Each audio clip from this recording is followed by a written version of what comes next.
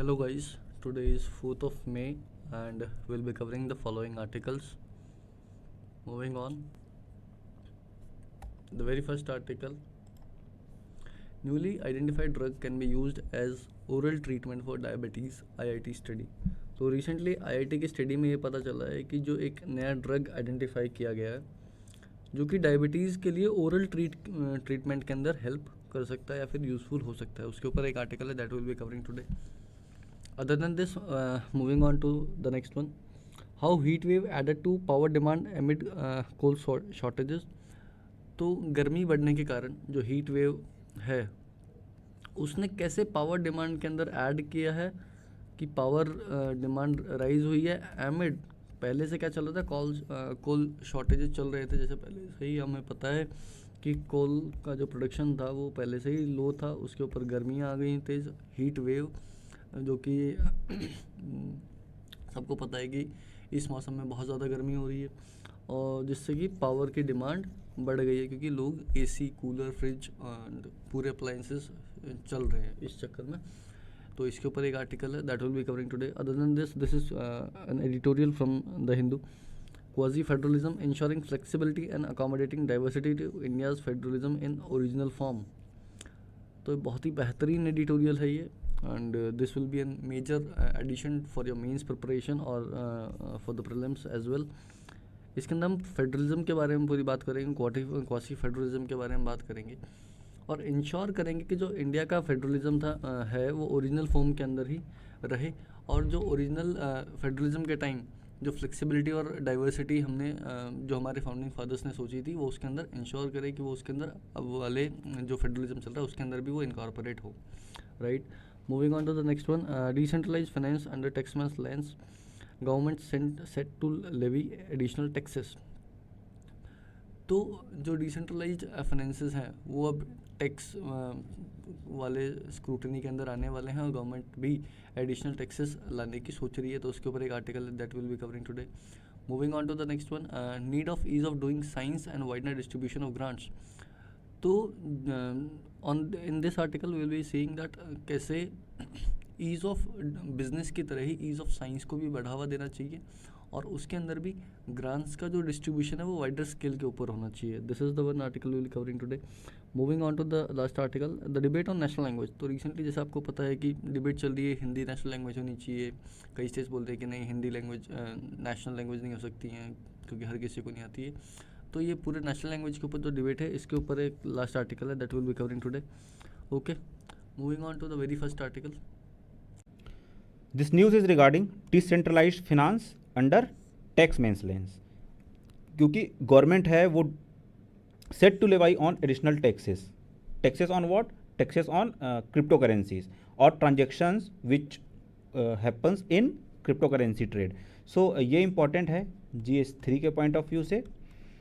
सब टॉपिक्स आएंगे Indian economy and mobilisation of resources. So जो क्रिप्टो करेंसीज में जो ट्रेड होते हैं, जो प्लेटफॉर्म आउटसाइड ऑफ इंडिया है जिसमें काफ़ी इंडियंस भी इन्वेस्ट करते हैं, सो क्रिप्टो करेंसीज से जो इंटरेस्ट अर्न करते हैं उस पर गवर्नमेंट टैक्स लगाने की सोच रही है. सो ये टैक्स होगा वो एडिशनल टैक्स होगा जो कि TDS के फॉर्म में लगाया जाएगा और उसके अलावा इक्विलाइजेशन लेवी जो होता है वो भी गवर्नमेंट लगाने की सोच रही है जो इंटरेस्ट अर्न करते हैं फ्रॉम दिस क्रिप्टो करेंसीज. सो ये जो डिसेंट्रलाइज फिनांस का जो कॉन्सेप्ट है आखिर वो क्या होता है? सो डिसेंट्रलाइज फिनांस जो होता है वो एलिमिनेट करता है थर्ड पार्टी को फ्रॉम दिस फाइनेंशियल ट्रांजेक्शन्स. जैसे पहले क्या होता था कि अगर हमको किसी भी टाइप का ट्रांजेक्शन करना है तो हम बैंक में जाते थे और बैंक में प्रॉपर एक पर्सन हमारी हेल्प करता था और इस तरह से ट्रांजेक्शन कंप्लीट होती थी. बट आज ऐसा नहीं है, फ़ोन के थ्रू ही हर चीज़ हो जाता है. तो ये थर्ड पार्टी जो है उसका कहीं पे भी कोई रोल होता नहीं है. सेम थिंग है ये क्रिप्टो में भी. सो ये कंपोनेंट होते हैं ये डिसेंट्रलाइज फाइनेंस का, उसमें स्टेबल्स कॉइन्स होते हैं जैसे कि ये क्रिप्टो हो गया और अदर और ना देखें तो उसके अलावा जो ई करेंसीज जो वेरियस गवर्नमेंट्स अब लॉन्च करने लग गई है वो होता है. सॉफ्टवेयर और हार्डवेयर होता है जिनसे मिलके एक पर्टिकुलर एप्लीकेशंस बनते हैं जिसके थ्रू इस तरह की फैसिलिटी प्रोवाइड की जाती है. जो मेनी इंडियंस है वो उन्होंने कई टाइप की अर्निंग इसमें किया है, जो इनकम के थ्रू हुआ या फिर क्रिप्टोस अगर ऊपर जा रहे हैं तो इस वजह से भी उनको प्रॉफिट हो रहा है। तो इस तरह की जो अर्निंग्स है गवर्नमेंट उसमें अब टैक्स लेवी करने की तैयारी में लगी हुई है। अगर ये जो क्रिप्टो करेंसी की बात करें तो ये ब्लॉकचेन टेक्नोलॉजी पे काम करती है, जो इसी टाइप की डेवलपिंग टेक्नोलॉजी है जो थर्ड पार्टी को एलिमिनेट करती है। तो ये आप यहाँ पे इसका पूरा सिस्टम देख सकते हैं कि कैसे काम करता है और कैसे नहीं, ये इसके बारे में तो आप जानते ही होंगे। सो गवर्नमेंट ने प्रोएक्टिव मूव लिया है इस पे, क्योंकि जो central board of direct taxes हैं उन्होंने कुछ टैक्स एक्सपर्ट से ये कंसल्टेशन लिया कि कैसे ये जो इंटरेस्ट अर्न करते हैं फ्रॉम दिस क्रिप्टो करेंसीज, इसको कैसे टैक्स के ब्रैकेट में लाया जा सकता है so that it would contribute to Indian economy. उसके अलावा गवर्नमेंट ये भी अपॉर्चुनिटी ढूंढने की कोशिश कर रही है कि कैसे इस पे इक्विलाइजेशन लेवी जो होता है, जो एडिशनल टैक्स के फॉर्म में होगा, ये कैसे इस पे लगाया जा सकता है। क्योंकि कई क्रिप्टो के प्लेटफॉर्म है, कई क्रिप्टो कंपनीज हैं जो इंट्रोड्यूस कर रही है कुछ नए नए प्रोडक्ट्स जिससे कि टैक्स को सेव किया जा सके। जो भी डिजिटल एसेट इन पास में होते हैं लोगों के, उस पे जो टैक्स सेविंग की जो वेरियस टाइप की जो मेथड्स हैं उसके लिए ये पर्टिकुलर कंपनीज काम कर रही हैं। सो गवर्नमेंट भी इसके अगेंस्ट स्टेप लेना चाहती हैं, because this particular asset and this particular earning should have to come under the government's radar.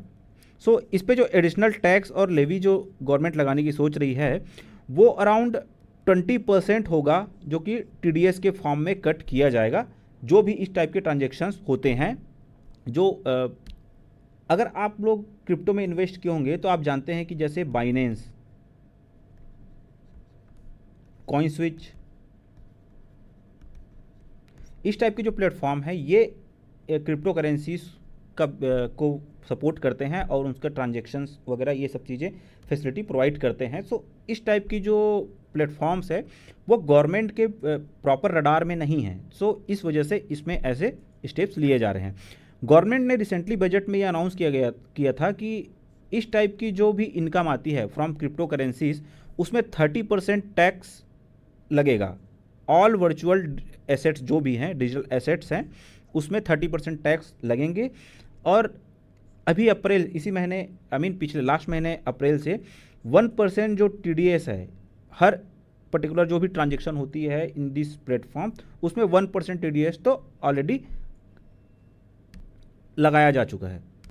लेकिन इसमें 5% एडिशनल टैक्स लगेगा इक्विलाइजेशन लेवी के फॉर्म में, अगर वो पर्सन इंडिया में बेस्ड नहीं है और उसने अगर अपना डॉक्यूमेंट जो है जैसे कि पैन डिटेल या अदर टैक्स डिटेल इसको अगर गवर्नमेंट के साथ शेयर नहीं किया है तो उस पर एडिशनल 5% का टैक्स लगेगा इक्विलाइजेशन लेवी के फॉर्म में।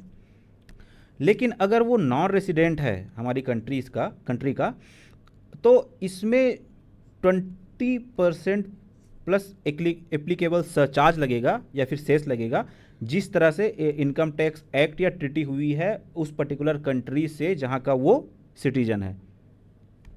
So exam point of view से अगर यहाँ पे हम देखें तो डिसेंट्रलाइज फिनांस का जो कॉन्सेप्ट है इसके बारे में पता होना चाहिए। टैक्स इन लेवी क्या होता है, गवर्नमेंट कैसे किस टाइप के टैक्स लेते हैं, कब लेवी लेते हैं, या फिर सरचार्ज का जो कॉन्सेप्ट है ये क्या होता है, इसके बारे में पता होना चाहिए। और इक्विलाइजेशन लेवी कैसे लिया जाता है, क्यों लिया जाता है, जो हमने अभी यहाँ पे डिस्कस किया है, इसके बारे में अवेयरनेस होनी चाहिए। सो that's all in this news. This news is regarding quasi federalism, ये आखिर क्या होता है इंडियन कॉन्टेक्स्ट में ये देख लेंगे, and ensuring India's federalism in original form. So ये इंपॉर्टेंट है GS2 के पॉइंट ऑफ व्यू से। सब सेक्शंस आएंगे separation of powers. So India consciously ये अडॉप्ट किया है, जैसे कि जब कॉन्स्टिट्यूशन को अडॉप्ट किया गया था तो उस टाइम से ही ये ऐसा रहा है कि union government and state government काफ़ी हद तक इंटरडिपेंडेंट हैं एक दूसरे पे, और ये एक फीचर है जो कि क्वासी फेडरलिज्म का फीचर है। अगर फेडरलिज्म की बात करें तो उसमें 3 टाइप के होते हैं फेडरल स्ट्रक्चर, जिसमें कि यूनिटरी सिस्टम होता है, जिसमें नेशनल गवर्नमेंट होता है, वो डायरेक्टली रेगुलेट करता है स्टेट गवर्नमेंट को। जो इंडियन फेडरलिज्म है उसमें इसमें जो पीपल हैं, सिटीजन ऑफ इंडिया, ये होल एंड सोल डिसाइडर हैं, जिसमें state government and national government दो पार्टिसिपेंट हैं। और जो कॉन्फेडरेशन होता है, इसमें होता है कि स्टेट गवर्नमेंट्स होते हैं वो डिफरेंट स्टेट गवर्नमेंट्स कंट्रीब्यूट करते हैं नेशनल गवर्नमेंट में, जैसे कि यूएस में है इस टाइप का सिस्टम। अगर सेंट्रलाइज्ड फेडरल स्ट्रक्चर की बात करें तो इसको अडॉप्ट करने के पीछे 4 मेन रीज़न थे। क्योंकि पार्टीशन हुआ था इंडिया का, और उस वक्त कई ऐसे कंसर्न थे जो कि क्योंकि जो ब्रिटिशर्स थे उन्होंने कुछ इस टाइप के एक्ट्स और पॉलिसीज़ लाई थी जो कि अल्टीमेटली ये जो फेडरलिज्म है जो प्रॉपर इंडिया में है उस टाइप की एक प्रोसेस को अपने आप ही आगे बढ़ाता चला गया। उसके अलावा जो नेशनल सिविक आइडेंटिटी है ये भी फोर्ज करने का एक एम था गवर्नमेंट का। इसके अलावा जो कॉन्सेप्ट है कि वेलफेयर स्टेट का, ये भी अचीव करना चाहती थी इंडियन गवर्नमेंट। और जो इंटर रीजनल इकोनॉमिक इनइक्वालिटी है, जैसे कि हमारी कंट्रीज़ में काफ़ी रीजनल वे में लोग डिवाइडेड हैं, जैसे कि अलग अलग रीजन में जाओ तो अलग अलग लैंग्वेजेस मिलते हैं, तो इसका भी एक चैलेंज था। तो उसका सॉल्यूशन था कि एक फेडरल स्ट्रक्चर होगा तो ये चीज़ें प्रॉपरली एड्रेस हो जाएंगी। इंडिया जो है वो फेडरलिज्म को एक नए डायरेक्शन में ही लेके जा रहा है, जिसमें प्रॉपरली कई डायमेंशंस ऐड होते जा रही हैं, जो कि इकोनॉमिक, पॉलिटिकल एंड कल्चरल सारे एक्सपेक्ट इसमें लगभग कवर होते हैं। तो ये क्वेश्चन उठता है कि जो इंडिया का जो सिस्टम है ये फेडरल है, क्वासी फेडरल है, या फिर ये हाइब्रिड है, या फिर दोनों का, जैसे कि इसमें एक तरह का सार छुपा हुआ है। जो इंडिया का एडॉप्शन है फेडरलिज्म का, वो जो प्राइमल कैरेक्टरिस्टिक है फेडरल कॉन्स्टिट्यूशन का, उसको वायलेट करती है। क्योंकि फेडरलिज्म में ये कहा जाता है कि चाहे यूनियन हो चाहे स्टेट गवर्नमेंट हो, वो ऑटोनोमस रहेंगे, एक दूसरे पे उतने ज़्यादा डिपेंड नहीं रहेंगे। लेकिन इंडिया का कॉन्सेप्ट बिल्कुल ही अलग है, बिकॉज स्टेट एंड यूनियन दोनों एक दूसरे से इस तरह से लिंक्ड हैं कि उनको एक दूसरे के साथ कोलैबोरेट करना ही होता है। उसके अलावा एक क्वेश्चन ये भी उठता है कि जो राज्यसभा का जो कंपोजिशन है वो size and composition of state उस पर काफ़ी हद तक डिपेंड करता है, क्योंकि वो लार्जर जो स्टेट्स हैं उसको ज़्यादा फेवर करती है, चाहे वो लोकसभा की बात हो या फिर राज्यसभा की बात हो। जो स्टेट बड़े हैं, जहाँ का पॉपुलेशन ज़्यादा है, वहाँ लोकसभा और राज्यसभा की सीटें काफ़ी ज़्यादा हैं, सो उनका रिप्रेजेंटेशन भी नेशनल लेवल पे काफ़ी ज़्यादा हो जाता है।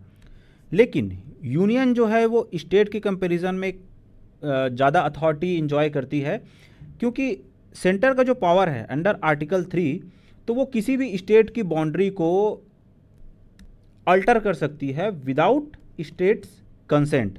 जैसे जो इमरजेंसी पावर है ये सेंटर के हाथों में होता है, या फिर जो कॉन्करेंट लिस्ट होता है, जो 7th शेड्यूल का जो कॉन्करेंट लिस्ट है उसमें मोस्टली सेंटर ही चीज़ें डिसाइड करती है रदर देन स्टेट।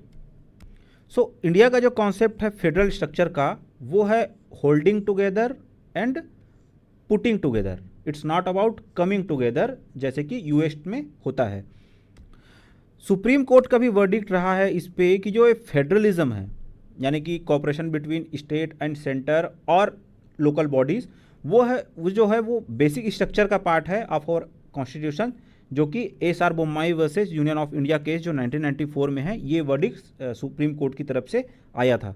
और इंडियन वर्जन जो है फेडरलिज्म का, वो ये अपहोल्ड करता है कि जो सेंटर होगा, सेंटर गवर्नमेंट जो होगी, वो काफ़ी हद तक स्ट्रांग होगी फ्रॉम स्टेट गवर्नमेंट। जो सेंट्रलाइज्ड फेडरल स्ट्रक्चर है, इसको अडॉप्ट करने के पीछे कुछ रीज़न भी थे, और वो क्या थे? तो प्राइमरी रीज़न तो वही था कि पार्टीशन हो रहा था कंट्री का, एंड जिस टाइप का स्ट्रक्चर हमारे कंट्री में बना हुआ था फ्रॉम 1773 से अगर आप ले लें एंड 1947 के एक्ट तक, जिस टाइप का एक स्ट्रक्चर बना हुआ था इन द कंट्री, वो ये एक फेडरलाइज सिस्टम ही था, जो कि धीरे धीरे ग्रेजुअली डेवलप हुआ था इन द कंट्री। सो उसके अलावा जो मुस्लिम लीग का जो पार्टिसिपेशन था जो कैबिनेट मिशन के टाइम पे, वो भी एक रीज़न था कि शायद मुस्लिम लीग पार्टिसिपेट करे इन फेडरल स्ट्रक्चर। जो ऑब्जेक्टिव रिजोल्यूशन आया था फ्रॉम जवाहरलाल नेहरू, वो भी कहीं ना कहीं इंक्लाइंड था टूवर्ड्स डिसेंट्रलाइज्ड फेडरल स्ट्रक्चर कि जो रेसिड्यूरी पावर्स रहे वो स्टेट के हाथ में भी रहे। इसके अलावा भी कुछ और रीज़न थे, जैसे कि कॉन्सेप्ट ऑफ वेलफेयर स्टेट, जो कि हम डीपीएसपी में हमको जो डायरेक्टिव मिलता है वो भी अचीव करना था टू द स्टेट। उसके अलावा जो नेहरू और अंबेडकर थे वो बिलीव करते थे कि सेंट्रलाइज जो फेडरल स्ट्रक्चर है वो जो प्रिविलेंट सोशल डोमिनेंस रहे हैं, जो कई सोशल एविल्स रहे हैं हमारे देश में, उसको हटाने में हेल्प करेंगे और मदद करेंगे to fight poverty in better way. उसके अलावा जो इंटर रीजनल इकोनॉमिक इनइक्वालिटी है वो भी कहीं ना कहीं एक इशू था, जिससे ओवरकम करने के लिए फेडरल स्ट्रक्चर जो है वो बेस्ट वे था। इसके अलावा जो इंडिया का जो मेंबरशिप था ILO में, और नेहरू का जो रिपोर्ट था वो 1928 वाला, या फिर जो बॉम्बे प्लान था, वो कहीं ना कहीं इंडिया को एक सेंट्रलाइज्ड सिस्टम की तरफ पुश किया। सो ये सारे जो रीजंस रहे, ये कहीं ना कहीं इंडिया को ये ग्रेजुअली ये इंडिकेशन ही था कि सेंट्रलाइज्ड फेडरल स्ट्रक्चर जो होगा वो प्रॉपर होगा, वो सही होगा for furthering India's administrative units. So prelims point of view से अगर देखें तो फेडरलिज्म का कॉन्सेप्ट क्या होता है ये पता होना चाहिए। क्वासी फेडरलिज्म से कैसे अलग होता है ये पता होना चाहिए। सेंट्रलाइज्ड फेडरल स्ट्रक्चर जिसके बारे में हमने यहाँ डिस्कस किया ये पता होना चाहिए। एंड SR बुम्बई का जो केस रहा है 1994 का, ये काफ़ी इंपॉर्टेंट है। So exam point of view से ये चीज़ें हैं जो आपको ध्यान रखना है। सो that's all in this news. Newly identified drug can be used as an oral treatment for diabetes। तो IIT मंडी में एक स्टडी हुई है और उसमें देखा गया है कि एक ड्रग मॉलिक्यूल जो है उससे डायबिटीज़ का ट्रीटमेंट किया जा सकता है। उस मॉलिक्यूल का नाम है PK2। ये क्या करता है कि ये जो पैनक्रियाज जो कि इंसुलिन प्रोड्यूस करते हैं, इंसुलिन वो हार्मोन है जो कि बॉडी में जो ब्लड ग्लूकोज लेवल है उसको मेंटेन करता है, तो ये उस इंसुलिन हार्मोन के रिलीज़ को ट्रिगर करता है और इससे इसका एक फ़ायदा ये है कि इसको ओरली एडमिनिस्टर किया जा सकता है एज़ कम्पेयर, जो कि ज़्यादा एफिशिएंट है as compare to injections. Alright, अभी करंट ट्रीटमेंट क्या चलता है, क्या प्रोसेस रहता है उसके बारे में डिस्कस करते हैं। तो डायबिटीज़ क्या होता है बेसिकली, इसमें जो इंसुलिन रिलीज़ होता है वो सफिशिएंट नहीं होता है, जितना इंसुलिन हार्मोन बॉडी में चाहिए उससे कम प्रोड्यूस होता है। और इंसुलिन हार्मोन रिलीज़ कैसे होता है, by beta cells of pancreas. The release of insulin entails many intricate biochemical processes. तो इंसुलिन का जो रिलीज़ है उसमें बहुत सारी बायोकेमिकल रिएक्शंस इन्वॉल्व होती है। इस प्रोसेस में पहला क्या होता है, सबसे पहले जो बॉडी की सेल्स होती है उसमें प्रोटीन स्ट्रक्चर्स प्रेजेंट होते हैं जिनका नाम होता है GLP1R। ये मॉलिक्यूल्स होते हैं। उसके अलावा एक हार्मोनल मॉलिक्यूल भी होता है एंड दैट इज़ GLP1। तो जब हम खाना खाते हैं उसके बाद में ये एक हार्मोनल मॉलिक्यूल है जो कि प्रोटीन मॉलिक्यूल्स के साथ में जुड़ जाता है और जुड़कर ये बनाता है GLP1R। ऑलराइट, तो GLP1 जो मॉलिक्यूल है एक हार्मोनल मॉलिक्यूल है, ये प्रोटीन मॉलिक्यूल के साथ में जुड़कर GLP1R बनाता है और ये मॉलिक्यूल जो है इंसुलिन रिलीज को ट्रिगर करता है। Current drugs used for the treatment of diabetes such as exenatide and liraglutide mimic GLP1 and bind the GLP1R to trigger insulin release। तो अभी जो ड्रग्स काम करते हैं, जो मेडिसिन काम करती हैं डायबिटीज़ के लिए, जैसे कि उनका नाम है एक्सनाटाइड और लेराग्युलाइड, ये क्या करते हैं, ये मिमिक करते हैं GLP1, जो हार्मोनल मॉलिक्यूल है GLP1 उसको मिमिक करते हैं और उसके बाद में प्रोटीन मॉलिक्यूल के साथ में जुड़कर GLP1R बनाते हैं और ये जो मॉलिक्यूल बनता है ये इंसुलिन रिलीज को ट्रिगर करता है। तो ये आर्टिफिशियल मेथड है of insulin production. Alright, however these drugs are administered as injections and they are costly and unstable after administration. लेकिन इंजेक्शंस के तौर पर ही इन मेडिसिन को लिया जा सकता है और ये कॉस्टली होते हैं, इस वजह से they are not so popular.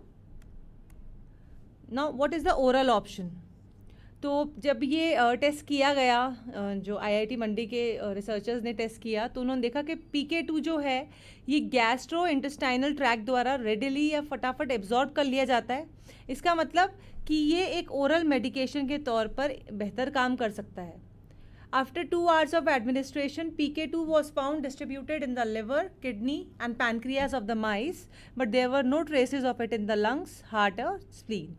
तो 2 घंटे जब ये PK2 एडमिनिस्टर कर दिया था एक्सपेरिमेंटल माइस पर, तो उसके 2 घंटे बाद में देखा गया कि इसके ट्रेसेस जो हैं लिवर, किडनी और पैनक्रियाज में तो देखे गए, लेकिन हार्ट, लंग्स और स्प्लीन में नहीं मिले। तो it is a good thing, alright. लेकिन कुछ अमाउंट जो था वो ब्रेन तक पहुंच गया था। इसका मतलब कि PK2 जो है up to a limit blood brain barrier को पार कर सकता है, ऑलराइट। 10 घंटे बाद में ब्लड में इसके ट्रेसेस थे वो भी ख़त्म हो गए। तो it was cleared from circulation in about 10 hours. Beyond the increasing insulin release, PK2 was also able to prevent and even reverse beta cell loss. तो बेटा सेल्स वही हैं जो कि इंसुलिन बनाने में हेल्प करती है पैनक्रियाज से। तो इंसुलिन रिलीज को बढ़ाने के अलावा PK2 ने क्या किया, बेटा सेल लॉस को भी कम किया या रिवर्स कर दिया, ऑलराइट। तो ये टाइप 1 और टाइप 2 डायबिटीज़ दोनों में फ़ायदेमंद है। टाइप 1 टाइप 2 डायबिटीज़ के बारे में अभी हम डिस्कस करेंगे। To test the biological effects of PK2, the researchers administered it orally to the experimental mice developing diabetes and measured glucose levels and insulin secretion. There was a 6-fold increase in serum insulin levels in PK2 treated mice over the control group. PK2 के biological effects को देखने के लिए researchers ने क्या किया, इसको experimental माइस पर ओरली अप्लाई किया, ऑलराइट। तो इससे ये और उसके बाद में ओरली देने के बाद में उन्होंने ये चेक किया कि उस माइस का ग्लूकोज लेवल जो है, ब्लड ग्लूकोज लेवल वो कितना है, इंसुलिन सिक्रेशन कितना हो रहा है। तो ये देखा गया कि इंसुलिन सिक्रेशन में 6-fold या 6 टाइम इंक्रीज हो गया था after administering PK2, alright. So it is a very good discovery. Insulin को ट्रीट करने में जो इंजेक्शंस लगते हैं पेशेंट्स के, उसके लिए एक ओरल ऑप्शन जो है, ओरल ऑल्टरनेटिव ये प्रोवाइड कर रहा है, alright. Now what is diabetes? तो डायबिटीज़ एक नॉन कम्युनिकेबल डिजीज़ होती है। वो तब होती है जब पैनक्रियाज जो कि इंसुलिन बनाने का काम करते हैं वो रिक्वायर्ड अमाउंट में इंसुलिन नहीं बना पाते हैं, ऑलराइट। अब इसके 2 टाइप्स हैं, type 1 and type 2। Type 1 diabetes जो है उसमें क्या होता है, बेसिकली उसमें जो पेशेंट है उसकी बॉडी में इंसुलिन बनना ही बंद हो जाता है, ऑलराइट। टाइप 2 डायबिटीज़ में इंसुलिन तो बनता है लेकिन जितना रिक्वायर्ड अमाउंट है उसमें नहीं बन पाता है। ये टाइप 1 डायबिटीज़ बेसिकली चाइल्डहुड में होती है, जो अर्ली एजेस होती हैं बच्चों की और या टीन एज की जो होती है, ये ज़्यादातर उसी टाइम पे होती है। लेकिन कुछ एक्सेप्शनल केसेस में ये ओल्ड एज में या फिर जो 40 साल की उम्र की बात की एज है उसमें भी देखी गई है। टाइप 2 डायबिटीज़ की बात करें तो ये जो है सबसे ज़्यादा 45 ईयर्स की एज के बाद में ही देखी जाती है। हालांकि कुछ एक्सेप्शंस में ये पहले भी हो जाती है, पर मोस्ट ऑफ द टाइम्स ये 45 ईयर्स के बाद में देखी जाती है। रिस्क की बात करें तो टाइप 1 डायबिटीज़ बेसिकली हेरिडिटरी है कि फैमिली में अगर किसी को टाइप 1 डायबिटीज़ है तो उसके ऑफस्प्रिंग्स को डायबिटीज़ होने के चांसेस ज़्यादा होंगे। जबकि टाइप 2 डायबिटीज़ होने का जो रीज़न होता है, पहला है कि ओवरवेट हो जाता है, जो पर्सन ओवरवेट होता है या फिर इनएक्टिव लाइफस्टाइल होती है, सेडेंटरी लाइफस्टाइल होती है, तो उसमें डायबिटीज़ का खतरा ज़्यादा होता है। फैमिली हिस्ट्री भी एक मेजर फैक्टर है। हाई बीपी भी टाइप 2 डायबिटीज़ का एक मेजर फैक्टर है। सिम्टम्स क्या होते हैं बेसिकली जो टाइप 1 डायबिटीज़ है? Bed wetting, blurry vision, frequent urination, increased appetite and thirst, mood changes and irritability, tiredness and weakness, unexplained weight loss, ये सब टाइप 1 डायबिटीज़ के सिम्टम्स हैं। अगर टाइप 2 डायबिटीज़ के अगर सिम्टम्स की बात करें तो increased appetite and thirst, dark patches on armpits and neck, frequent urination, blurry vision, tiredness and weakness and unexplained weight loss. तो ये टाइप 2 डायबिटीज़ के सिम्टम्स हैं। प्रिवेंशन मेथड्स की बात करें तो टाइप 1 डायबिटीज़ का अभी तक कोई प्रिवेंशन मेथड नहीं मिला है।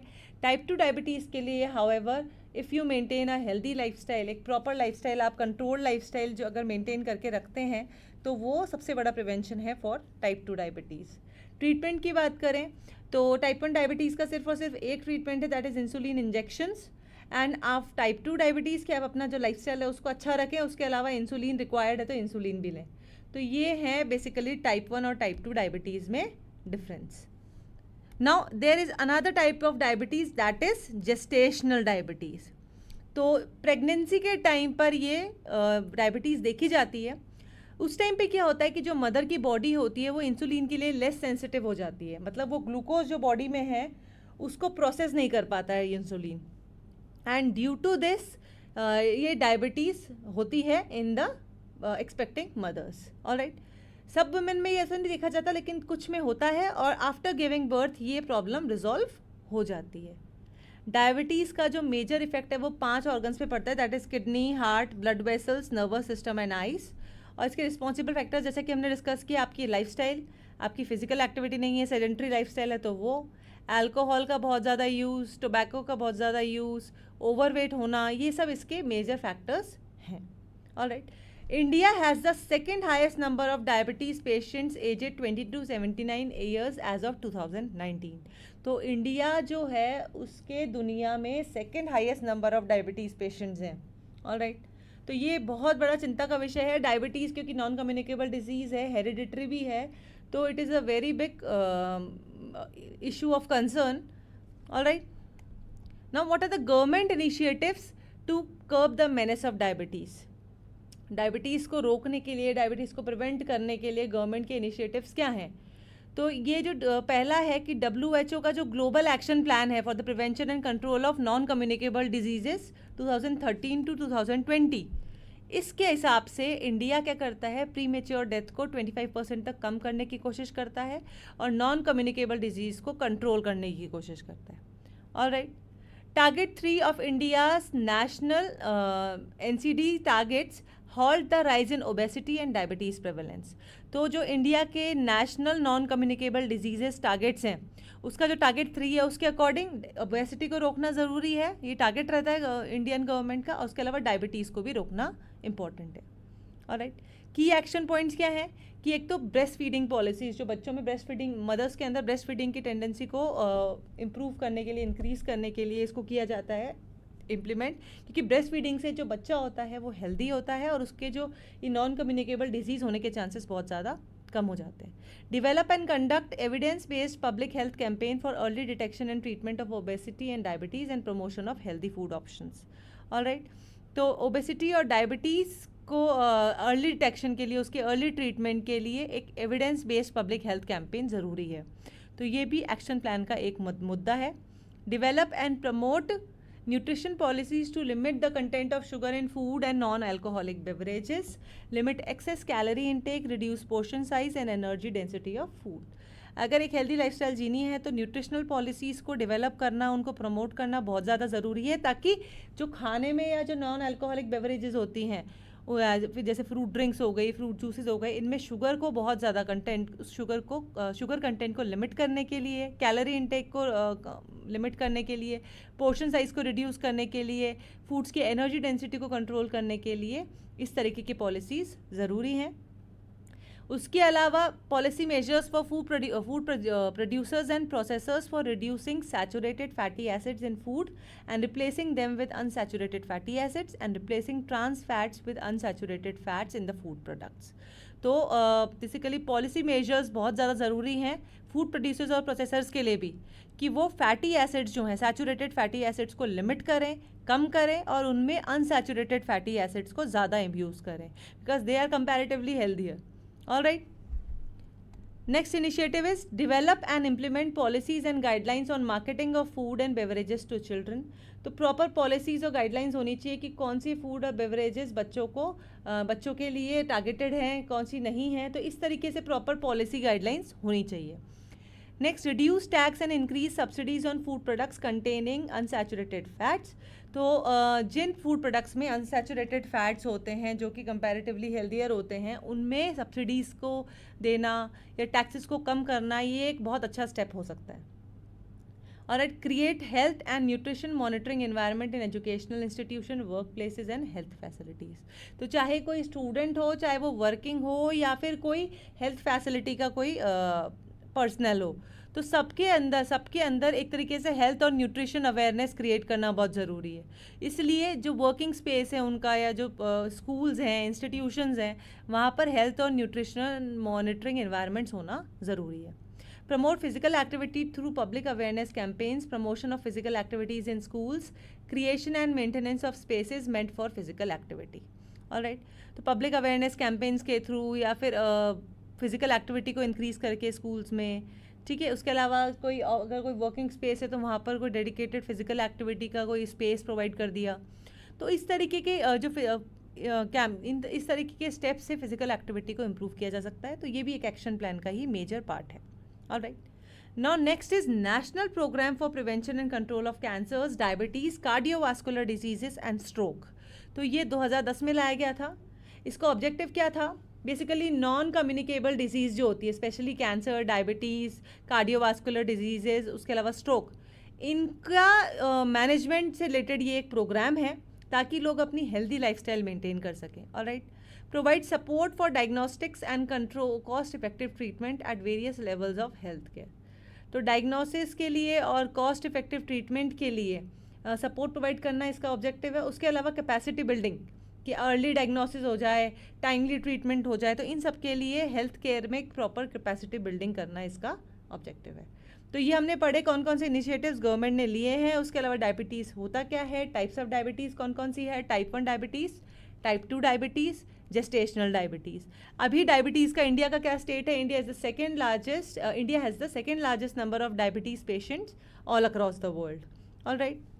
अब जो नया रिसर्च आया आईआईटी मंडी के स्टूडेंट जो रिसर्चर्स ने किया है, उस अकॉर्डिंग डायबिटीज़ की ड्रग को अब ओरली दिया जा सकता है। हालांकि ये ट्रायल फेज़ में है, माइस पर इसका ट्रायल चल रहा है, but it is a very big leap in the research of diabetes. So this is all in this news. Moving on to the next. How heat wave added to power demand amid coal shortages. तो already India में कोल shortage last year से on end of चलती आ रही है, और इसी बीच में heat wave होने की वजह से पूरे इंडिया में बहुत ज़्यादा गर्मी है। और इसी वजह से क्या हो रहा है कि कूलिंग डिवाइसेस का यूज़ बढ़ गया है, leading to more power consumption. Alright. तो अक्टूबर 2021 में इकोनॉमी पैंडमिक की सेकेंड वेव से उभरी थी, और उसी बीच में क्या हुआ कि कोल फायर्ड थर्मल स्टेशंस में कोल की कमी हो गई एक्सेस में, जिसकी वजह से क्या हुआ कि प्रोडक्शन जो है वो गिर गया। 6 महीने बाद में इंडिया फिर से इसी क्राइसिस को फेस कर रहा है, और इस टाइम पे क्या हो रहा है, basically coal fire thermal plant जो है वहाँ पर फ्यूल शॉर्टेज या कोल शॉर्टेज हो रही है। और ये जो थर्मल प्लांट्स हैं जो कि कोल बेस्ड होते हैं, ये इंडिया की टोटल कैपेसिटी का 70% लोड जनरेट करते हैं। ऑलराइट। तो अभी क्या फैक्टर रिस्पॉन्सिबल है कि एवरेज प्लांट लोड फैक्टर बहुत ज़्यादा लो है इंडिया का। तो प्लांट लोड फैक्टर होता क्या है? It is a broad measure of a power plant's output during a period compared to its maximum output. तो किसी भी पर्टिकुलर पीरियड में जब उस पावर प्लांट ने मैक्सिमम आउटपुट किया है, उसके कंपैरिजन में जो प्रेजेंट आउटपुट है उस पावर प्लांट का, ये प्लांट लोड फैक्टर से पता चलता है। Alright. with imported thermal coal prices surging from about $50 to $100 per ton last year to around $225 per ton, now triggered by global energy shortage and fresh uncertainties on the account of war in Ukraine, the viability of running these plants is under question. तो last year जो कोल prices थी वो थी around $50 to $100 पर ton, लेकिन इस साल ये जो प्राइसेस हैं ये $225 पर टन तक पहुंच गई है because of the global energy shortage.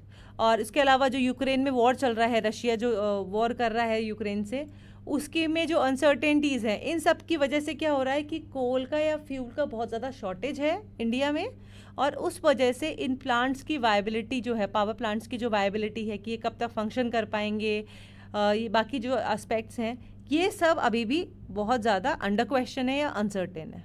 Alright. How heat wave added to power demand amid coal shortages. The newer thermal plants that were increasingly running on blended coal started using more domestic coal in the mix, adding to the pressure on the already tenuous domestic coal supply infrastructure. जो नए thermal plants जो हैं वो already blended कोल पर ही काम कर रहे थे। अभी धीरे धीरे उन्होंने क्या कह रहा है कि डोमेस्टिक कोल को भी यूज़ करना शुरू कर दिया है, जिसकी वजह से डोमेस्टिक कोल सप्लाई इंफ्रास्ट्रक्चर पे बहुत ज़्यादा स्ट्रेन या प्रेशर पड़ रहा है. The fuel supply gaps are clearly showing up in the non-pithead based coal plants or plants that are away from the coal pithead, which accounts for nearly 90% of the country's 165 major thermal plants. जो fuel supply के जो gaps हैं ये non पिthead based कोल plants या फिर plants जो कि कोल के जो खदान है वहाँ से दूर हैं, तो वहाँ पर फ्यूल सप्लाई गैप्स बहुत ज़्यादा विजिबल हैं. और ये जो नॉन पिthead बेस्ड कोल प्लांट्स हैं ये कंट्री के 165 मेजर थर्मल प्लांट्स हैं. Alright, this has meant that the actual coal stocks are less than a quarter of the normative requirement up to the end of April. तो इसका मतलब क्या है कि एक्चुअल कोल स्टॉक्स जो हैं वो रिक्वायरमेंट का 1/4 ही हैं presently. In terms of specific reasons for outages and reduced output across key thermal stations tracked on a daily basis, at least 16 plants were reported to be struggling due to lesser coal supplies. तो जो outages हो रही हैं या जो output कम हो रहा है, तो उसमें क्या देखा गया कि 16 प्लांट्स जो हैं वो कोल सप्लाई में कमी होने की वजह से अपना आउटपुट नहीं दे पा रहे हैं, they are struggling. Now what are the transitions from the last year, कि लास्ट ईयर के कंपैरिजन में कितना फ़र्क है. The biggest factor on the demand side last October was the reopening of the economy after the second COVID-19 wave, while on the supply side the post monsoon production woes of CIL were a predominant factor. तो जो last time जो demand side पे जो shortage हुआ था वो क्या था कि इकोनॉमी जस्ट ओपन ही हुई थी COVID-19 के सेकेंड लॉकडाउन के बाद में. सप्लाई साइड पे क्या हुआ कि मॉनसून हुआ, उसकी वजह से कोल जो होता है वो उसमें मॉइस्चर आ जाता है, तो प्रोडक्शन प्रॉपर नहीं हो पाया. तो इस वजह से कोल का शॉर्टेज लास्ट ईयर देखा गया था. इस बार अगर बात करें तो जो मेन डिमांड साइड फैक्टर है वो क्या है, हीट वेव. कि हीट वेव बहुत ज़्यादा नॉर्थ और वेस्ट इंडिया में बहुत ज़्यादा फैल रही है. इसकी वजह से कूलिंग इक्विपमेंट्स लाइक ACs या कूलर्स या कोई भी दूसरा कूलिंग इक्विपमेंट जो है उसका रिक्वायरमेंट, उसका यूसेज बढ़ा है, जिसकी वजह से पावर कंजम्पशन भी इंक्रीज हुआ है. Alright, energy demand in March was up nearly 9%, driven by a pickup in load and touched an all-time high of 207 gigawatts on April 29. तो मार्च में ऑलरेडी हमेशा की रिक्वायरमेंट से 9% ज़्यादा डिमांड थी. ऑलराइट, और 29 अप्रैल तक जो रिक्वायरमेंट थी वो 207 गीगावाट तक पहुंच गई थी. ऑलराइट, और ये कहा जा रहा है कि मई और जून में ये जो डिमांड है ये 220 गीगावाट तक इंक्रीज हो जाएगी. तो दिस शोज़ कि पावर जो है वो पावर सेक्टर अभी कितनी क्राइसिस से जूझ रहा है. Now what are the factors hampering the supply side. तो 3 मेजर फैक्टर्स हैं जो कि सप्लाई साइड को हैम्पर कर रहे हैं. तो पहला है the tapering of imported coal based generation. तो जो इम्पोर्टेड कोल, क्योंकि ऑलरेडी ग्लोबल शॉर्टेज हो रही है, तो इस वजह से ग्लोबल कोल बेस्ड जनरेशन बहुत ज़्यादा कम हो रहा है. Supply constraints due to shortage of rail rakes along with lower supplies from Coal India Limited to some plants. Supply constraints भी हैं क्योंकि रेल रेक्स की बहुत ज़्यादा कमी है. उसके अलावा जो कोल इंडिया लिमिटेड है वो ही दूसरे कुछ प्लांट्स को सप्लाई कम भेज रहा है. The regulation of coal supplies to non paying distribution company which is a continuing problem in the power sector. जो नॉन पेइंग डिस्ट्रीब्यूशन कंपनीज हैं उनकी कोल सप्लाइज का रेगुलेशन हो रहा है. ऑलराइट, और ये सबसे बड़ा एक फैक्टर है, प्रॉब्लम फैक्टर है in the power sector. Now what are the factors for low coal production. Coal के लो प्रोडक्शन के लिए क्या फैक्टर्स रिस्पॉन्सिबल हैं. तो अगस्त 2019 में 106 बिलियन टन्स का प्रोडक्शन हुआ था, जबकि 21 में ये रिक्वायरमेंट जो है ये बढ़कर, डिमांड जो थी ये बढ़कर हो गई 124 बिलियन यूनिट्स बिजली की. Heavy September rains in coal mining areas hit the production and delivery and plants failed to build up their stocks pre-monsoon. तो सितंबर में बहुत ज़्यादा रेंज हुई, उसकी वजह से जो कोल माइनिंग एरियाज़ हैं वहाँ पर कोल जो था उसमें मॉइस्चर आ गया. उसके अलावा जो पावर प्लांट्स थे वो भी अपने मानसून से पहले स्टॉक्स को बिल्डअप करना पॉसिबल उनके लिए नहीं हुआ. Demand had outstripped supply despite increased buying from Coal India. Demand ज़्यादा है, सप्लाई कम है, ये भी एक मेजर फैक्टर है शॉर्टेज का. And sharp fall in imports due to high prices. बहुत ज़्यादा प्राइसेस बढ़ गई हैं, अराउंड $50 to $100 जो पहले हुआ करती थी लास्ट ईयर वो अब to $25 तक पहुंच गई है पर टन. तो इसकी वजह से क्या हो रहा है कि इम्पोर्ट्स में बहुत ज़्यादा कमी हुई है. ऑलराइट, इंडिया कंज्यूम, जैसा कि हमने डिस्कस किया, इंडिया ने अगस्त 2021 में 124 billion units of power consume किया एज कम्पेयर टू 2019 जब इंडिया ने 106 बिलियन यूनिट्स पावर कंज्यूम की थी। Alright, coal fired thermal power plants have also supplied a higher proportion of the increase in demand, leading the share of thermal power plants in India's power mix increasing to 66.4% from 61.9% in 2009। जो coal fired thermal power plants हैं उन्होंने भी क्या है, demand increase होने की वजह से जो इंडिया का पावर मिक्स है थर्मल पावर प्लांट्स में, उसमें प्रोडक्शन में इंक्रीज करके उसको जो थर्मल पावर प्लांट्स में जो शेयर है उसको 66.4% तक ला दिया है। The country meets around 3/4 of its demand locally but heavy rains have flooded mines and key transport routes. जैसे कि हमने डिस्कस किया कि रेन्स की वजह से जो 2000 सितंबर में रेन्स हुई तो वहाँ पर क्या था कि कोल में मॉइस्चर आने की वजह से जो माइंस थी वो फ्लडेड हो गई। उसके अलावा ट्रांसपोर्ट रूट्स जो थे वो भी ब्लॉक हो गए। उसके अलावा सप्लाई क्रंच में क्या रीजंस थे, that lower than normal stock accumulation by thermal power plants.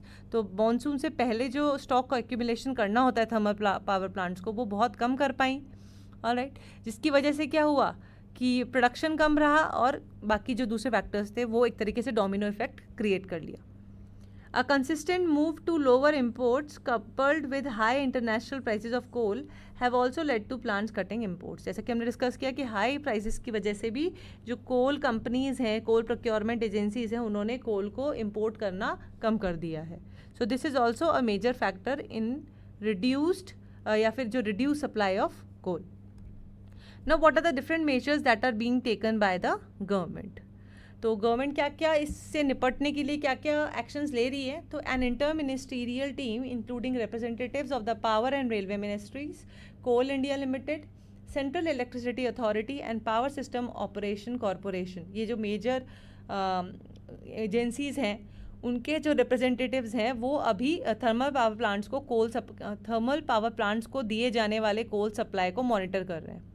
The government is pressing thermal power plants with captive coal mines to boost their coal output so that they can meet more of their own demand and is also prioritizing coal supplies for thermal power plants with low levels of stock।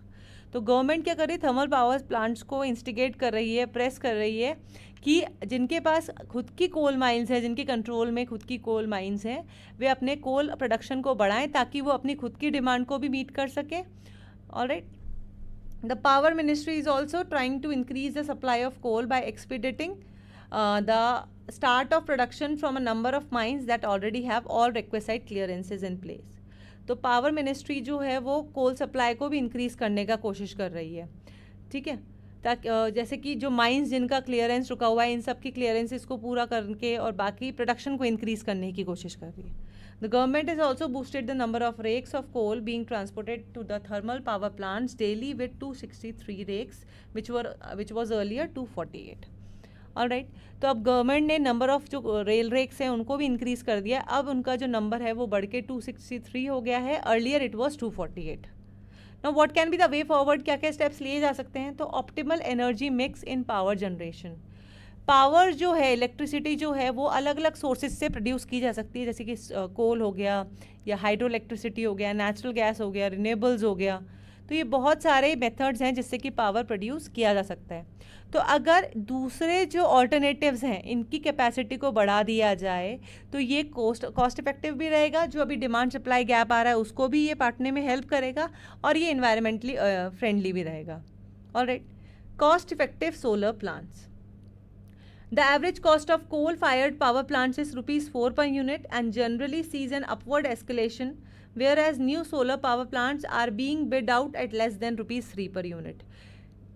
पर unit production जो thermal power plants करते हैं that comes out to be ₹4, जबकि अगर solar power plant जो कि comparatively नए भी हैं और रिन्यूएबल सोर्स ऑफ एनर्जी भी रहते हैं तो उनका जो प्रोडक्शन है that comes out for ₹3 per unit. तो सोलर पावर प्लांट ज़्यादा इफेक्टिव है as compare to thermal power plants. तो हम क्लीन एनर्जी की तरफ ट्रांजिशन भी कर सकते हैं, क्लाइमेट चेंज को रोकने में हमारा एक महत्वपूर्ण योगदान भी दे सकते हैं। New technologies for coal-based units. The government has commissioned more efficient supercritical coal-based units, and old and inefficient coal-based capacity is being retired. A range of new technologies like coal gasification, coal beneficiation can be deployed to make coal-fired power plants more environmentally compatible. तो अभी government क्या कर रही है कि जो पुराने या inefficient coal based capacity plants हैं, यूनिट्स हैं, उनको रिटायर कर रही है और efficient super critical coal based units को डिप्लॉय कर रही है। ठीक है, तो ये एक बहुत अच्छा नोवेल स्टेप है और उसके अलावा नई नई टेक्नोलॉजीज़ को भी डिप्लॉय किया जा सकता है ताकि कोल फायर्ड पावर प्लांट जो हैं वो इन्वायरमेंटली कंपैटिबल हो और हमारे क्लाइमेट चेंज के जो हमारे कमिटमेंट्स हैं उनको पूरा करने में हेल्प कर सके। तो ये मेजर वे फॉरवर्ड है, मेजर स्टेप्स हैं जो कि गवर्नमेंट कर सकती है या कर रही है। So this is all in this news. So this news is regarding need of ease of doing science. जैसे कि ईज ऑफ डूइंग बिजनेस होता है, जस्ट सिमिलर थिंग है कि ईज ऑफ डूइंग साइंस भी होनी चाहिए। एंड जो डिस्ट्रीब्यूशन ऑफ ग्रांट्स है वो काफ़ी वाइडर होना चाहिए when it comes to in the development of science and technologies. So ये इंपॉर्टेंट है GS3 के पॉइंट ऑफ व्यू से। एंड सब टॉपिक होंगे indigenisation of science and tech या फिर वेरियस न्यू टेक्नोलॉजीज। जो प्रिंसिपल साइंटिफिक एडवाइज़र हैं इंडिया में, उन्होंने अपना एक विज़न डॉक्यूमेंट प्रेजेंट किया है जिसमें उन्होंने फ्यूचर वैक्सीनेशन का जो प्लान है वो जाहिर किया है। उसके अलावा उन्होंने ये इन चीज़ों पे ज़्यादा एम्फेसिस दिया है कि इंडिया की भी एक प्रॉपर कंपनी होनी चाहिए, जो प्राइवेट कंपनी होनी चाहिए, जो कि स्पेस एक्स की तरह ही कई चीज़ों में इसरो की हेल्प कर पाए। सो प्रिंसिपल साइंटिफिक एडवाइज़र आखिर कौन होता है, ये क्या इंपॉर्टेंस रखता है, ये थोड़ा सा देख लेते हैं। तो जो PSA होता है, इनको कोऑर्डिनेट करना होता है और एडवाइस लेना होता है फ्रॉम वेरियस साइंस मिनिस्ट्रीज़। जितने भी डिपार्टमेंट्स हैं इसके अंदर और जितने भी वेरियस अदर सेक्शंस है या सेक्टर्स है इस पर्टिकुलर मिनिस्ट्री में, उनसे इनको एडवाइस और कोऑर्डिनेट करना पड़ता है ताकि डिस्कस कर सकें और डेवलप कर सकें वेरियस फ्यूचरिस्टिक टेक्नोलॉजीज़। सो इसमें इनको कई जो स्टेक होल्डर्स हैं उनके साथ एक इंटरफेस या फिर एक तरह से इंटरेक्टिव सेशन में पार्टिसिपेट करते हैं जिससे एक प्रॉपर इकोसिस्टम तैयार किया जा सके ताकि ये चीज़ें, ये जो इनिशिएटिव्स है ये इंक्लूसिवली अप्लाई किया जा सके ऑन द ग्राउंड लेवल। इसके अलावा और भी जो चैलेंजेस हैं या फिर जो आएंगे इन फ्यूचर, लाइक सेमीकंडक्टर या फिर स्पेस टेक्नोलॉजी में या फिर फ्यूचर वैक्सीनेशन और जो अदर और चैलेंजेस आने वाले हैं, इससे रिलेटेड चीज़ें भी ये डिस्कस करते हैं और इसके लिए प्रॉपर वे अहेड या कोई सॉल्यूशन ढूंढने की कोशिश करते हैं। इसके अलावा जो और भी स्टेक होल्डर्स हैं like department of biotechnology and health ministry, इनके साथ मिलके भी ये जो PSA हैं ये ब्रेनस्टॉर्मिंग करते हैं फॉर अपकमिंग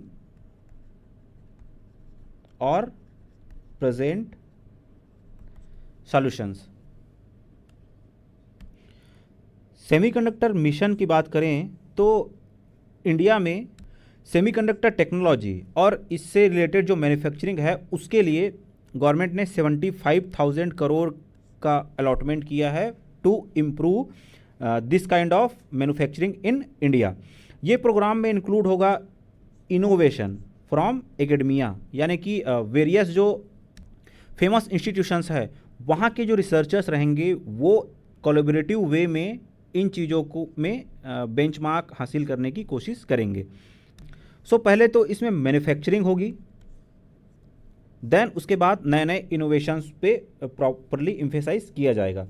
अगर मेक इन इंडिया और जो इंडिया का जो सेमीकंडक्टर मिशन है अगर उसकी बात करें तो इसमें जो विज़न है गवर्नमेंट का वो है कि लगभग $1 ट्रिलियन की जो डिजिटल इकोनॉमी है ये पार्ट होनी चाहिए इंडिया की, कब तक, 2025 टू 26 तक।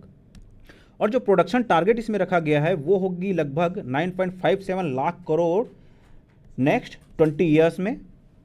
इसमें एक्सपोर्ट का भी टारगेट रखा गया है जिसे लगभग 5.15 लाख करोड़ का टारगेट है जो कि 20 ईयर्स के अंदर अचीव किया जाएगा। सो कई बेनिफिट्स हैं जो प्राइवेट प्लेयर को अगर प्रॉपरली कोलैबोरेट किया जाए, प्रॉपरली एड किया जाए अगर प्राइवेट प्लेयर्स को, अगर गवर्नमेंट इसमें सक्सेसफुल रहती है कि वो इनवाइट कर पाती है प्राइवेट सेक्टर्स को, तो इसमें काफ़ी हद तक मिलने वाली है, because it will trigger more innovation in this sector. इससे क्या होगा कि जो प्राइवेट वेल्थ है वो भी प्रॉपर यूटिलाइज होगा और ह्यूमन रिसोर्स है वो भी यूटिलाइज होगा, और इससे नए इनोवेशंस भी आएंगे और इनोवेटर्स भी इमर्ज होंगे। ये हेल्प करेगी एम्प्लॉयमेंट जनरेशन में, एंड जो मेक इन इंडिया प्रोग्राम है उसका भी एक्सपांसन इसके तहत होगा। एक्चुअली ये मेजर्स इसलिए भी लिए जा रहे हैं बिकॉज जो साइंस इन इंडिया है उसकी जो क्वालिटी है, आई मीन जैसे आपने लोगों ने देखा होगा कि जितने भी मेजर साइंटिस्ट हैं इन नासा और यूरोपियन स्पेस एजेंसी, वहाँ पे मैक्सिमम आपको इंडिया के ही साइंटिस्ट मिलेंगे, तो वो आखिर जिस तरह से माइग्रेट कर जाते हैं ये एक बहुत बड़ा कंसर्न है इंडिया के लिए। सो इसके लिए भी प्रॉपर मेजर्स लिए जा रहे हैं, क्योंकि इसमें साइंटिस्ट जो होंगे उनको भी वेल सपोर्ट किया जाएगा ताकि वो अपना रिसर्च प्रॉपरली फिनिश करें और उनको एक प्रॉपर एटमॉस्फेयर मिल सके। इसमें ये कोशिश किया जाएगा कि जो पेटेंटेड टेक्नोलॉजी होती है जो यूजुअली इंडिया में उतना देखने को नहीं मिलता है, उस पर फोकस किया जाए, ना कि जो सेकंड हैंड नॉलेज है, जैसे हम जो अदर कंट्रीज़ के साथ कोलेबोरेट करके जिस टाइप का डेवलपमेंट करते हैं वो ना हो। हमारे पास फर्स्ट हैंड टेक्नोलॉजी हो जो अपने कंट्री में ही डेवलप हुआ हो। सो जो बिजनेस एंड इंडस्ट्री होगा वो हमारे खुद की कंट्री में होगा, इवॉल्व होगा, ना कि हमें बाहर से ये चीज़ें बाई करने की ज़रूरत पड़ेगी। सो ये एक प्रॉपर विज़न एंड मेजर्स हैं जो गवर्नमेंट ले रही है इसमें। सो एग्ज़ाम पॉइंट ऑफ व्यू से अगर यहाँ पे देखें तो इसमें प्रिंसिपल साइंटिफिक एडवाइज़र का जो पोजीशन है और उनके क्या फंक्शंस है ये इंपॉर्टेंट हो जाता है। उसके अलावा जो सेमीकंडक्टर मिशंस हैं ये तो इम्पॉर्टेंट है ही। So that's all in this news. The debate on national language, कि नेशनल लैंग्वेज के ऊपर जो भी डिबेट चल रही रिसेंटली उसके बारे में हम बात करेंगे। तो रिसेंटली जैसे पता है कि एक हिंदी एक्टर है जिसको आप सब जानते हैं, अजय देवगन साहब। उन्होंने एक जो साउथ इंडियन एक्टर है उससे ही ट्विटर के ऊपर आपस में वो बातचीत, या फिर हम कह सकते हैं कि एक डिबेट छिड़ गई कि Hindi as a national language है या फिर अदर कोई नेशनल लैंग्वेज है, राइट। तो इसके ऊपर एक बहुत बड़ी कंट्रोवर्सी हो गई है और जो नेशनल लैंग्वेज का मुद्दा है ये फिर से न्यूज़ में आ गया है। तो अगर हम हिंदी की बात करते हैं, जैसे कि डिबेट में बताया गया है या जो डिबेट चल रही है वो ये कि हिंदी नेशनल लैंग्वेज है, तो अगर हम हिंदी की बात करते हैं तो हिंदी का स्टेटस क्या है अपने कॉन्स्टिट्यूशन के अंदर या फिर इंडिया के अंदर अगर उसकी बात करते हैं तो अगर बात करें तो आर्टिकल 343 जो है कॉन्स्टिट्यूशन का, उसके अंदर ऑफिशियल लैंग्वेज जो बोली गई है कि यूनियन की वो हिंदी होनी चाहिए अंदर देवनागरी स्क्रिप्ट, कि इंडिया की जो ऑफिशियल लैंग्वेज होगी या फिर कॉन्स्टिट्यूशन के अंदर जो अंडर आर्टिकल 343 लिखा हुआ है वो ये है, the official language of the union shall be Hindi in Devanagari script, कि ऑफिशियल लैंग्वेज जो यूनियन जो कि इंडिया है, union that is Bharat, shall be Hindi in Devanagari script. तो लैंग्वेज के साथ साथ स्क्रिप्ट भी बताई हुई है कि देवनागरी स्क्रिप्ट है। ये प्रीलिम्स के अंदर डायरेक्टली आने वाला क्वेश्चन है, राइट, कि कौन सी लैंग्वेज है, कौन सी स्क्रिप्ट है, कौन सा आर्टिकल है जो हिंदी को एक स्टेटस जो है हिंदी का वो कौन से आर्टिकल डिफाइन करते हैं, राइट। अदर देन दिस क्या बोलता है ये article, the international form of Indian numerals will be use for official purposes, कि जो इंटरनेशनल फॉर्म है इंडियन न्यूमरल्स का वही ऑफिशियल पर्पसेस के लिए यूज़ किया जाएगा। ये तो हिंदी का स्टेटस हो गया कॉन्स्टिट्यूशन में बात करते हैं। तो अब डिबेट क्या चल रही है, मेजर इशू ये है कि इनहेरेंट अपोजिशन टू हिंदी, क्योंकि जब कॉन्स्टिट्यूएंट असेंबली भी थी जब भी ये इशू था कि शुरू में जो मेंबर्स थे वो हिंदी नहीं बोलते थे और स्टार्टिंग में ही हिंदी को एज ए जो नेशनल लैंग्वेज वाला जो डिक्लेरेशन था उसको अपोजिशन हुआ था, राइट। तो इनहेरेंट ही चल रहा है कि हिंदी की अपोजिशन है बिल्कुल शुरुआत से।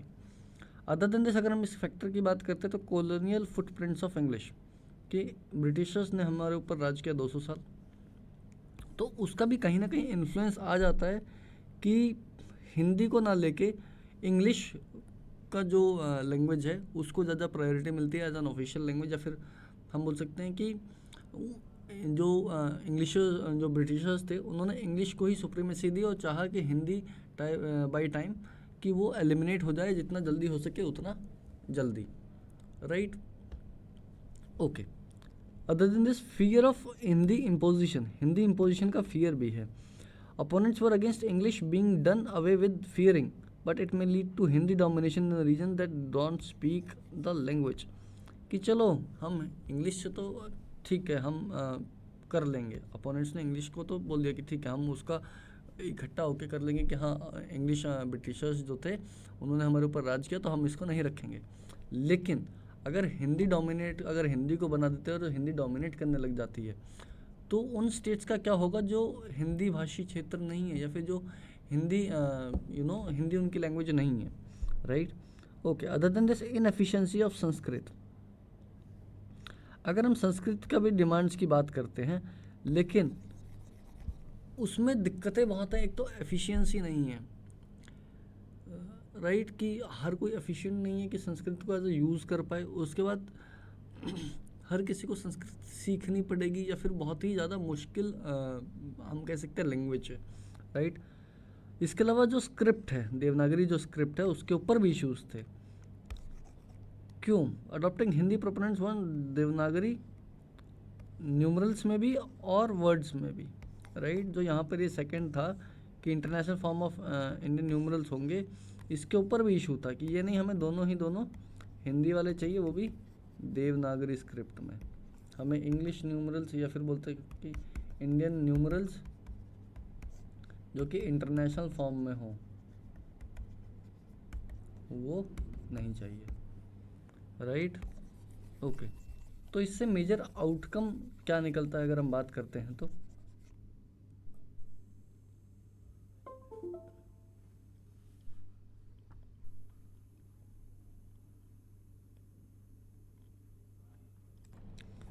इन सबसे मेजर आउटकम ये हुआ कि डिसाइड किया कि जो कॉन्स्टिट्यूशन है वो speak only of an official language and English would continue to be used for period of 15 years. तो इस कंटेशियस इशू को रिजॉल्व करने के लिए डिसाइड हुआ कि कॉन्स्टिट्यूशन जो है वो सिर्फ ऑफिशियल लैंग्वेज के बारे में बात करेगा और इंग्लिश जो है वो 15 साल तक यूज़ की जाएगी ट्रायल बेसिस पे कि हाँ 15 साल तक हम इंग्लिश यूज़ करेंगे, उसके बाद सोचा जाएगा कि आगे क्या होगा, राइट। और कॉन्स्टिट्यूशन ने ये कहा कि 15 साल बाद पार्लियामेंट जो है वो लॉ के थ्रू डिसाइड कर सकता है कि उसको इंग्लिश यूज़ करनी है या हिंदी यूज़ करनी है देवनागरी स्क्रिप्ट में, राइट। Okay, moving on. तो लैंग्वेज और लॉ कि इस लॉज के लिए लैंग्वेज के लिए क्या क्या लॉज है अगर हम बात करते हैं तो 8th शेड्यूल जो है उसके अंदर लिस्ट है लैंग्वेजेस की, राइट। इनिशियली 14 थी, बाद में 22 हुई, कोई डिस्क्रिप्शन नहीं है किस टाइप की लैंग्वेजेस है और इंक्लूड की जाएगी, किस टाइप की लैंग्वेजेस इंक्लूड की जाएगी, किस टाइप की नहीं की जाएगी, राइट। तो ये बेसिकली 8 शेड्यूल है। सिंपल सा यही है कि लिस्ट ऑफ लैंग्वेजेस हैं, इनिशियली 14 थी अब 22 हैं, कोई डिस्क्रिप्शन नहीं है कि किस तरीके की लैंग्वेज इंक्लूड की जाएगी या फिर कौन सी नहीं की जाएगी, राइट। अब कॉन्स्टिट्यूशनल पोजीशन अगर आप देखते हैं 8th शेड्यूल का, तो कॉन्स्टिट्यूशन के अंदर सिर्फ 2 ही जगह है जहाँ पर कि लैंग्वेजेस के बारे में बताया गया है। 344(1) it provides formation of a commission, एक कमीशन को फॉर्म करने की पावर देता है किसको? प्रेसिडेंट को, जिसके अंदर कि एक चेयरमैन होना चाहिए और मेंबर होने चाहिए जो कि शेड्यूल्ड लैंग्वेज को रिप्रेजेंट करे। 344 आर्टिकल का फर्स्ट क्लॉज तो ये कहता है। उसके बाद इस कमीशन का पर्पस क्या होगा? मेक रिकमेंडेशन, इसको रिकमेंडेशन देने होंगे progressive use of Hindi for official purposes and restricting the use of English. तो 344 के अंदर ये बोला गया कि एक कमीशन होना चाहिए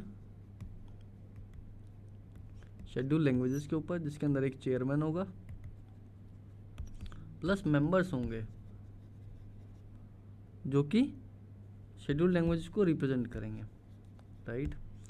और फिर ये कमीशन हमें रिकमेंड करेगा, राइट, कि हिंदी का प्रोग्रेसिव यूज़ कैसे करना है और इंग्लिश का जो यूज़ है उसको कैसे रिस्ट्रिक्ट करना है, right. Okay, moving on to the next one, article 351 ये कहता है कि यूनियन गवर्नमेंट की ड्यूटी है to promote and spread Hindi, right, कि प्रमोट करना है हिंदी की स्प्रेड को, कि हिंदी को हर जगह प्रमोट किया जाए, इस चीज़ को हिंदी को हर जगह फैलाया जाए, यू नो, उसको उस चीज़ को हमें प्रमोट करना है, राइट, जिससे कि ये एक मीडियम ऑफ एक्सप्रेशन बने, कि एक कंपोजिट हमारी लैंग्वेज होगी तो कंट्री का जो भी कंपोजिट कल्चर है उसको प्रमोशन मिलेगी, राइट। इसके अलावा जो 351 आर्टिकल है ये भी बोलता है कि एलिमेंट्स जो हैं उनको फॉर्म्स एक्सप्रेशन हिंदुस्तानी लैंग्वेजेस का जो लिस्टेड है 8 शेड्यूल में उसको एसिमुलेट करें, राइट। ओके, अब ये सब होने के बाद 1965 के अंदर प्रोटेस्ट होते हैं। किस चीज़ के प्रोटेस्ट थे, क्या था, उसके बारे में हम देखते हैं। ऑफिशियल लैंग्वेज एक्ट ऑफ 1963 पास हुआ, किस एंटिसिपेशन में, कि 15 ईयर वाला जो पीरियड था कॉन्स्टिट्यूशन ने जो किया था उसकी एक्सपायरी हो गई है, right. It's operative section provided for continuing use of English now with setting 15 year period, और इसने इस पर्टिकुलर लैंग्वेज एक्ट ने वापस वो कर दिया कि हम इंग्लिश को यूज़ करेंगे आगे और 15 साल के लिए, राइट। इसके बाद पीएम जो थे उस टाइम के लाल बहादुर शास्त्री जी, उन्होंने कहा कि गवर्नमेंट कमिटेड है towards making Hindi as an official language for all purposes. इसके बाद तमिलनाडु के अंदर जैसे आपको पता है कि तमिलनाडु बिल्कुल सदर्न स्टेट है, राइट, इंडिया है तो यहाँ पे तमिलनाडु है, ये साइड में एक केरला वाला जगह है, राइट। तो इस पर्टिकुलर एरिया में एजिटेशंस शुरू हो जाती हैं। उस टाइम तमिलनाडु को बोलते थे Madras, and prospect of use of Hindi as a medium of examination came due to recruitment examination of the union, right, कि हम हिंदी को ही यूज़ करेंगे क्योंकि जो रिक्रूटमेंट है वो यूनियन का ही है, राइट। इससे क्या हुआ, ये अप्रीहेंशन हो गया कि हिंदी वहाँ पे इम्पोज होगी, जिससे कि फ्यूचर एम्प्लॉयमेंट जो प्रोस्पेक्ट्स हैं वो अफेक्ट होंगे, राइट। तो जो हिंदी भाषी जो लोग हैं उनको ज़्यादा अनाउंसमेंट या हम बोल सकते हैं प्रायोरिटी मिलेगी, उसके कारण तमिलनाडु के अंदर एजिटेशंस शुरू हो गए, राइट। ओके, तो इस एजिटेशन को कम करने के लिए या कंट्रोल करने के लिए एक एक्सेप्शन बनाया गया सिर्फ और सिर्फ तमिलनाडु के लिए, राइट।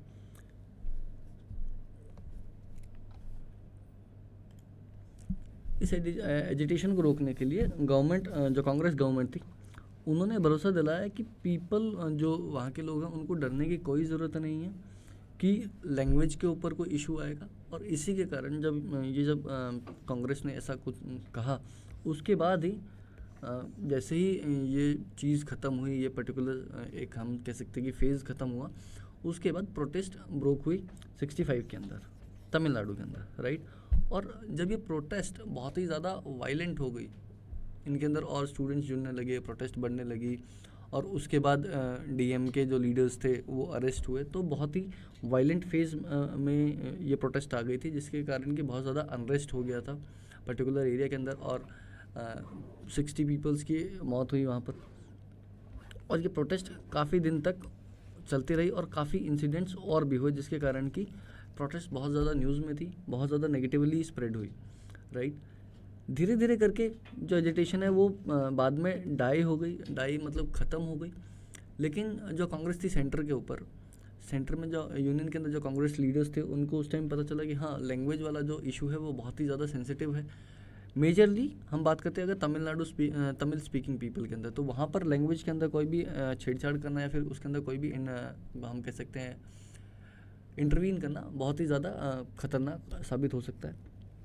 तो इसको लेते हुए जब अगला ऑफिशियल रूल्स बने, ऑफिशियल लैंग्वेज रूल्स बने, तो उसके अंदर कि ये जो पर्टिकुलर रूल्स थे, ये स्पेसिफिकली लिखा गया कि ये रूल्स पूरे होल ऑफ इंडिया को के अंदर लगेंगे, अप्लाई करेंगे, एक्सेप्ट तमिलनाडु, कि तमिलनाडु को छोड़ के पूरे इंडिया के ऊपर ये रूल्स एप्लीकेबल होंगे, राइट।